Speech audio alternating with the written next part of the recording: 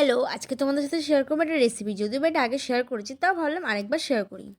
এর আগে পুরো ভিডিওটা তোমাদের সাথে শেয়ার করিনি, তাই ভাবলাম আজকে পুরো ভিডিওটা তোমাদের সাথে শেয়ার করি।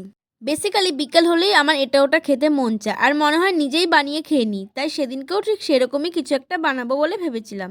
আর যেমন ভাবনা তেমন কাজ, বানাতে বসে গেলাম ম্যাগি মাখা। যদিও বা সেটা আমি বানিয়েছিলাম সেদিনকে ইপ্পি দিয়ে, মানে ম্যাগি আর ইপ্পি দুটোই একই, শুধু ব্র্যান্ড আলাদা আর নামের ডিফারেন্স, এই যা। তো যাই হোক, এটা আমি ভাবলাম এক ধরনের কুকিং সিরিজ দেবো, মানে এটা কুকিং সিরিজ পার্ট 1।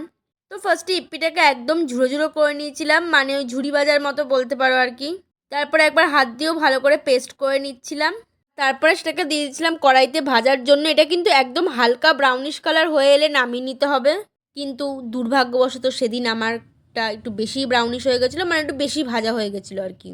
তারপরে ওর মধ্যে এক এক করে সব মশলা, যেমন গোলমরিচ গুঁড়ো, বিট নুন, ম্যাগি মশলা, তার সাথে 2 রকমের sauce, tomato sauce, chilli sauce, আর বাকি সব মশলা দিয়ে ভালো করে মাখিয়ে নিয়েছিলাম।